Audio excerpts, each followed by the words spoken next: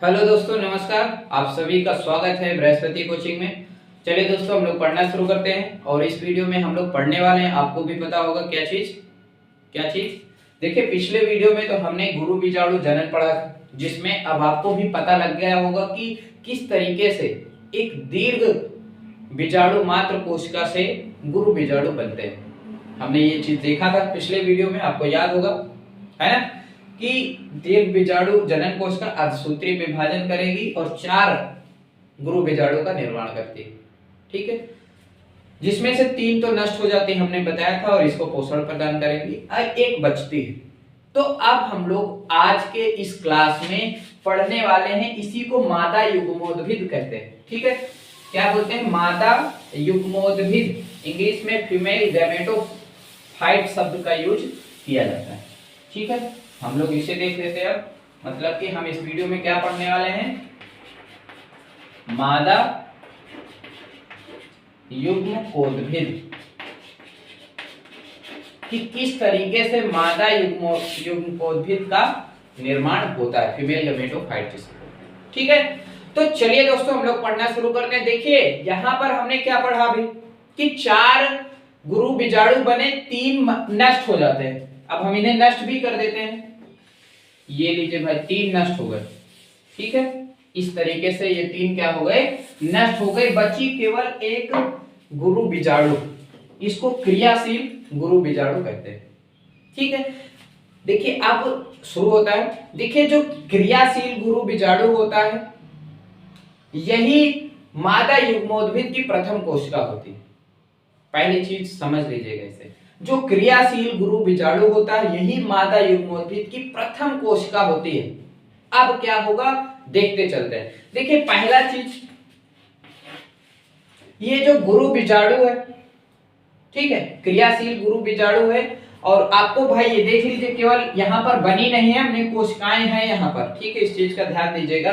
तो सबसे पहले आपको पता लग ही गया कि ये जो क्रियाशील गुरु बीजाणु होता है, यह मादा युग्मोद्भिद की प्रथम कोशिका होती है। हम यहाँ पर एक एक शार्ट में लिखते चलते हैं। यह क्या होती है? प्रथम कोशिका होती है।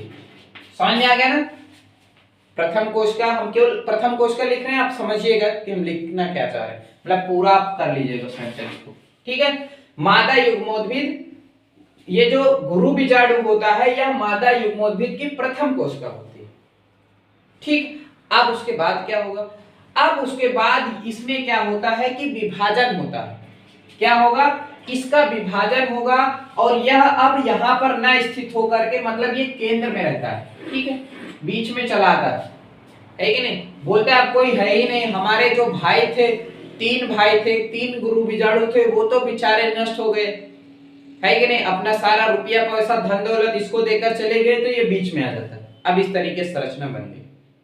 ठीक है, अब ये क्या करेगा? अब इसमें विभाजन, तो अब सबसे पहले तो ये आकार में बढ़ेगा। ये लो भैया, हमने इसे आकार में बढ़ा दिया, हमने इसे आकार में बढ़ा दिया। ये देखिए, ठीक है, ये देखिए आकार में हमने इसे क्या कर दिया? बढ़ा दिया। नहीं बन रहा क्या है? एक मिनट, ये देखिए, समझ में आया ना? तो वो गुरु बीजाणु मात्र कोशिका, सॉरी, जो गुरु बीजाणु था, मेगा स्पोर इंग्लिश में बोलते हैं, तो वो क्या कर लिया? देखो, आकार में बड़ा हो गया। था इतना बड़ा, छोटा सा था, बीजांडकाय में था, है कि नहीं? अब वो आकार में क्या हो गया? बड़ा हो गया, नारियल जैसे। इतना बड़ा नहीं, मतलब छोटा सा बता रहे हैं, सही। तो अब ये आकार में बड़ा हो जाता है और बीजांडकाय की अधिकांश भाग को घेर लेता है कि भैया ये अब हमारा है। ठीक है, अब इसने क्या किया कि इसके अधिकांश भाग को घेर लिया। बोलता अब तो ये सब हमारा है। केंद्रक का भी विभाजन नहीं हो रहा, केवल कोशिका का आकार बढ़ रहा है। कोशिका अपना आकार बढ़ाती जा रही। ठीक है, हम यहाँ पर लिख देते, प्रथम कोशिका ही मादा युग्मोद्भिद होती है। उसके बाद उसका क्या होता है? गुरु बीजाणु का आकार बढ़ता है। समझ में आ गया? आकार बढ़ता हुआ हमने आपको दिखा दिया। ठीक है, गुरु बीजाणु का क्या होता है? आकार बढ़ता है, आकार बढ़ गया। अब उसके बाद इसमें जो केंद्रक होता है, भाई ऐसे ही बनाया था हमने, लेकिन उसके अंदर केंद्रक ही तो था। आज जो सूत्री विभाजन हुआ उसका मतलब कि इसमें अगुणित केंद्रक है, मतलब कि ये यहाँ पे कैसे है, n बना है। समझ में आया ना? ऐसे दिखती है गुरु बीजाणु कोशिका, आकार में बढ़ गई है। अब इसका क्या कि ये सोचे कि हम क्यों ना अपनी संख्या बढ़ाएं, हम क्यों ना क्या करें, संख्या बढ़ाना का तो छोड़ो, क्यों ना हम और कुछ संरचनाओं का निर्माण करें, क्योंकि हमें क्या करना है, आगे चल करके बीज का निर्माण करना है, ये जिम्मेदारी गुरु बीजाणु की। तो ये क्या करता है कि ये जो केंद्रक है, ठीक है, ये विभाजन होगा। उसके बाद क्या होता है, केंद्रक का विभाजन, केंद्रक का विभाजन होगा। अब केंद्रक का विभाजन होगा, एक तरीके से समसूत्री विभाजन होता है। तो एक केंद्रक से दो केंद्रकों का निर्माण हो जाता है। हमने एक मिटाया ना, दो केंद्रक का निर्माण हो जाएगा। ये एक केंद्रक ये हो गया, एक केंद्रक ये हो गया। कोशिका एक ही, केंद्रक कितने हो गए भैया, दो। ठीक है, दो केंद्रक का निर्माण हो गया। अब दोनों में ऐसे समझ लीजिए कि बनती नहीं आपस में, तो क्या होता है, ये दोनों क्या होते हैं भैया, कहते हैं कि तुम इधर चले जाओ या तो इधर चले जाओ। तो एक केंद्रक इधर चला जाता है और एक केंद्रक इधर चला जाता है। अब यहां से कुछ नहीं है, बीच में क्या है, कुछ नहीं है। चौथा पॉइंट लिख दें यहां पर हम, ध्रुवों का बंटवारा, ऐसे लिख देते हैं समझने के लिए, ध्रुवों का बंटवारा। ये जो दोनों किनारे हैं इनको ध्रुव बोलते हैं, ठीक है, ध्रुव बोल सकते हैं आप, या फिर आप इसको बोल सकते हैं कि एक बीजांड द्वार की ओर चला जाता है, दूसरा निभाग की ओर चला जाता है, ऐसे भी बोल सकते हैं। ठीक है, अब क्या होगा, अब देखिए ये भी अपनी अपनी संख्या, संख्या का मतलब ये है, ये अपना विभाजन करेंगे फिर से। अब फिर से ये केंद्रक क्या करेंगे, एक बार फिर से इनमें विभाजन होगा। तो ये देखिए विभाजन करके एक से कितने केंद्रक बन जाएंगे, दो। ये देखिए दो केंद्र, ये बोलेगा भैया हम ही काहे पीछे रहे, तो ये भी क्या करता है, दो केंद्रकों का निर्माण कर लेता है। कोशिका एक ही, केंद्रक हो गए चार, विभाजन चलता चला जा रहा है, कोशिका का विभाजन नहीं हो रहा, केंद्रक का विभाजन हो रहा। कोशिका के अंदर जो केंद्रक होता है वो बढ़ता चला जा रहा है। एक से दो थे, दो से अब कितने हो गए, चार। हम यहां पर लिख देते हैं कि विभाजन, विभाजन, ठीक है, समझ में आ गया ना। फिर एक से दो हुए, दो से कितने हो गए, चार। अभी भी इनको संतुष्टि नहीं मिली है और ये फिर से क्या करेंगे, विभाजन कर डालेंगे अपना। तो मतलब अब दो है यहाँ पर, तो दो से कितना हो जाएगा, चार बन जाएंगे।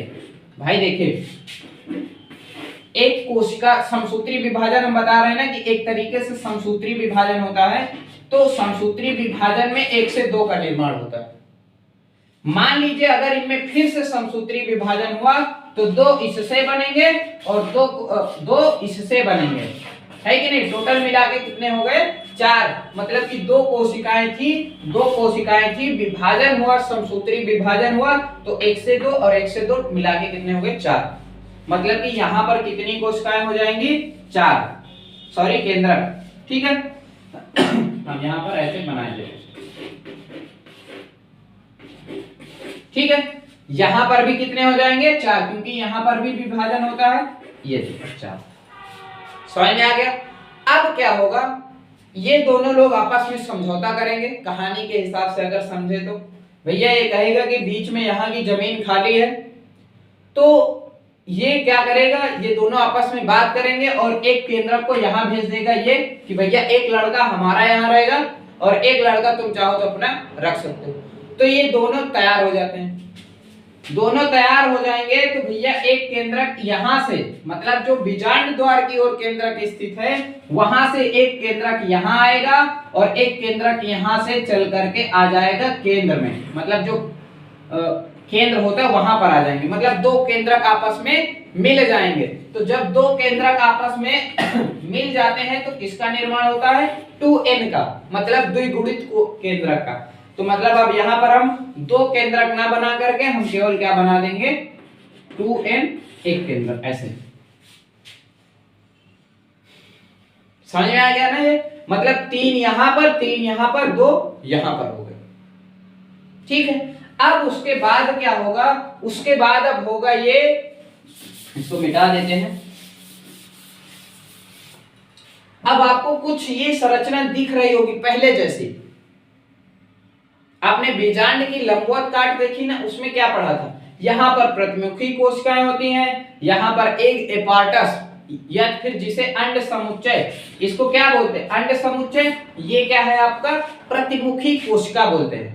मतलब वो कोशिकाएं, ठीक है, वे केंद्रक जो क्या होते हैं कि निभाग की ओर स्थित होते हैं, चलेजा की ओर स्थित होते हैं। और जो बीजांड द्वार की ओर स्थित हैं, उन्हें क्या कहा जाता है, अंड समुच्चय शब्द यूज किया जाता है। पढ़ रखा है आपने। अब इसमें से क्या होगा कि ये जो दो कोशिकाएं हैं जो किनारे किनारे स्थित होती है, ठीक है, इनको सहायक कोशिका बोलते हैं। क्या बोलते हैं, सहायक कोशिका, लिख लीजिए। उसके बाद ये जो बीच में होती है इसको बोलते हैं अंड कोशिका, एग सेल, ठीक है, अंड कोशिका बोला जाता है। यही मादा युग्मक होती है भैया, मादा, यही मादा युग्मक होती है। मतलब परागकण आएगा तो यहीं पर मिलेगा तभी बीज का निर्माण होगा, नहीं तो नहीं होगा। सिंपली मतलब अब आपको संरचना समझ में आ गई ना। 3 कोशिकाएं एक तरीके से यहाँ पर जो किनारे किनारे, भाई जो राजा खड़ा होता है, जब कोई आदमी चलता है तो उसके किनारे किनारे चलने वाले वो थोड़ी राजा होते हैं, वो तो सहायक होते हैं ना। तो यहाँ पर राजा, या फिर आप कह सकते हैं इसे रानी कह सकते हैं आप, क्योंकि अंडा पढ़ रहे हैं आप लोग, स्त्री धानी पढ़ रहे हैं, तो ये क्या है, रानी की तरह बीच में रहती है और 2 कोशिकाओं को किनारे अपने बगल में रखती है। अब ये 2 कोशिकाएं क्या करेंगी उसके बारे में हम बात करेंगे, उससे पहले हम यहाँ पर देख लेते हैं प्रतिमुखी कोशिकाओं को, है ना। प्रतिमुखी कोशिकाएं, एंटीपोडलस सेल्स इंग्लिश में बोला जाता है। तो ये कोशिकाएं क्या करती हैं, इनका कोई विशेष काम नहीं होता है, ये बाद में नष्ट हो जाती हैं, क्योंकि रानी कोशिका तो यहां आ गई है कि नहीं, ये नष्ट हो जाएगी और नष्ट करके इसी को अपना पोषण प्रदान कर देगी कि भैया ले लो, हमारे पास जो भी है ले लो, तुम आगे बढ़ो, फलो फूलो, तुम करो जो करो, अब हम नहीं रहेंगे। और ये कोशिकाएं यहां से बाद में नष्ट हो। यहां पर एक चीज ध्यान देना, अब देखिए ये संरचना आपने बीजांड का में देखी थी कि नहीं, पिछले वीडियोस में, जो पिछले से जो पिछला वीडियो था हमने उसमें यही सब चीजें तो पढ़ी थी कि हाँ ये हाइलम है, ये निभाग है, ये बीजांड द्वार है, ये भ्रूण कोश है, ये प्रतिमुखी कोशिकाएं हैं, ये सहायक सेल्स है और ये ध्रुवीय केंद्रक है कि नहीं, ये बीजांड अध्यावरण है, ये सब चीजें तो पढ़ी थी। तो वही चीज बन गया फिर से, है कि नहीं, तो बन गया। अब आपको पता चल गया ना कि बना कैसे। अब उसके बाद होता क्या है, मतलब अब बाद में क्या होता है, फिर क्या होता है कि ये कोशिकाएं नष्ट हो जाती है। मतलब कोशिकाओं में जो भ्रूण कोश होता है, भ्रूण कोश में ये कोशिका क्या हो जाती है, नष्ट हो जाती है। तो नष्ट कर दिया हमने, मिटा दिया, ठीक है।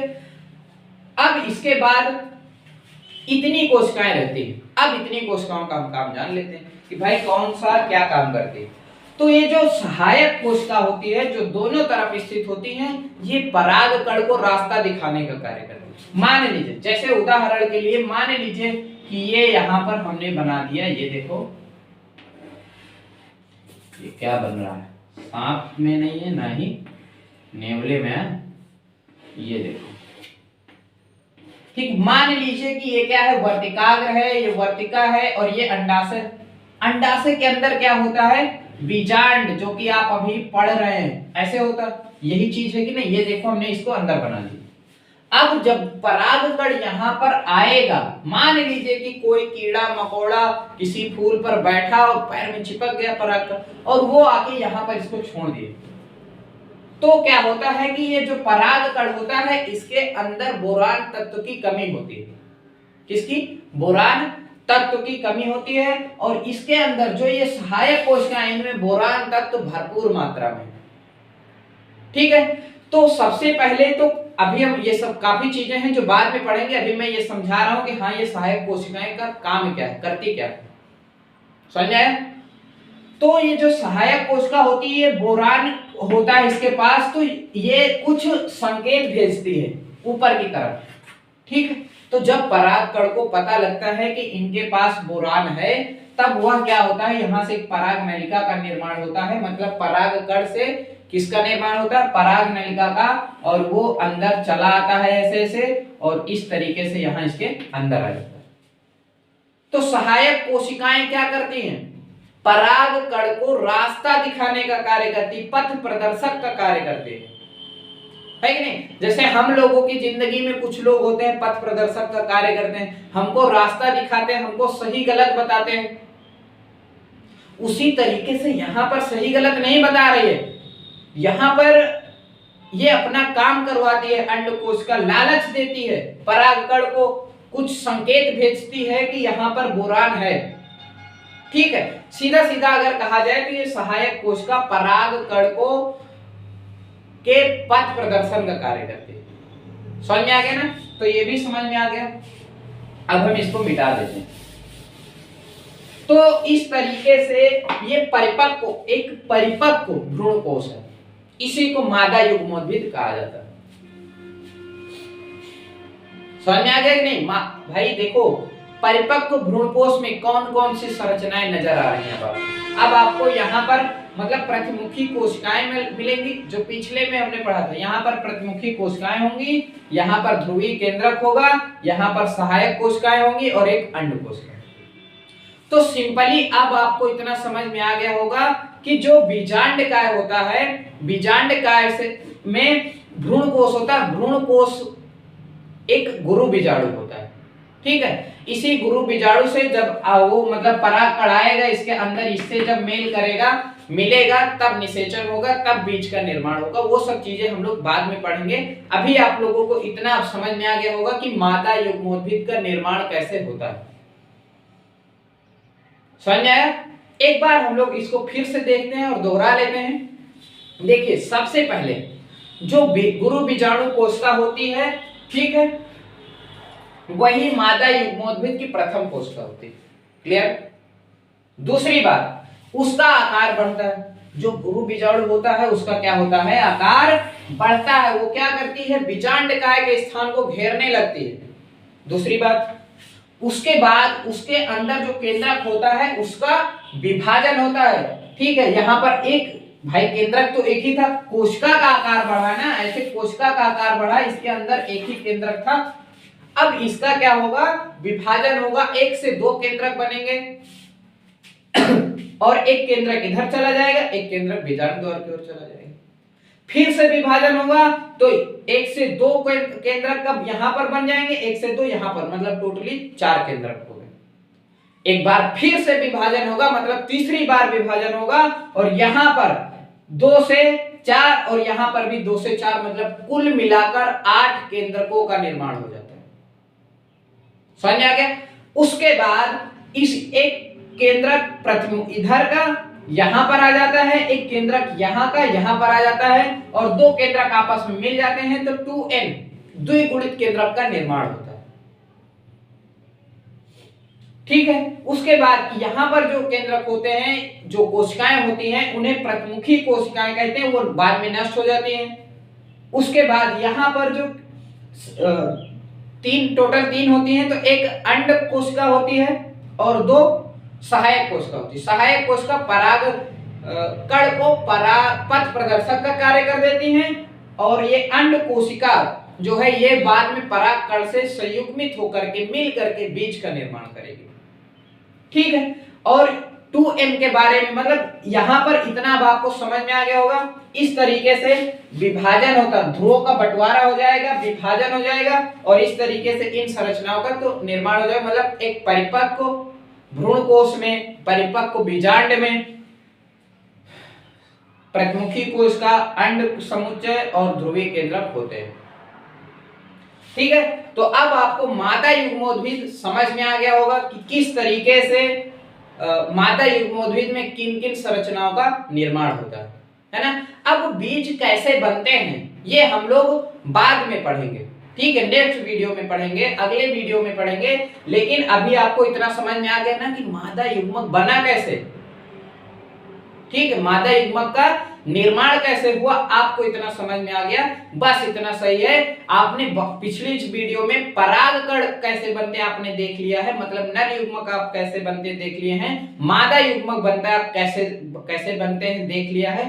अब आप पढ़ेंगे कि ये दोनों आखिर मिलेंगे कैसे। ठीक है, इनके मिलने की प्रक्रिया परागण कहलाती है, जो कि अब हम लोग नेक्स्ट वीडियो में पढ़ने वाले हैं। तो अब आपको यहां तक समझ में आ गया होगा दोस्तों। तो अगर कोई चीज की कमी लग रही है, आपको कुछ इसमें डाउट लग रहा है, कहीं पर कुछ आपको समझ में नहीं आ रहा है, तो आप कमेंट करके उसे पूछ सकते हैं। और अगर समझ में आ रहा हो तो चैनल को लाइक और सब्सक्राइब कर सकते हैं, है कि नहीं। बाकी आपकी मर्जी है। और अब हम लोग मर्जी के मुताबिक मिलेंगे नेक्स्ट वीडियो में, वो भी परागण की प्रक्रिया के साथ। हम लोग उसमें जानेंगे कि परागण क्या होता है, परागण के प्रकार क्या होते हैं, उससे हानि क्या होती है, लाभ क्या होते हैं, इत्यादि सबके साथ। तो दोस्तों पढ़ते रहिए, मस्त रहिए, है कि नहीं, अपने लोगों से मिलते जुलते रहिए। मिलते हैं नेक्स्ट वीडियो में। Thank you.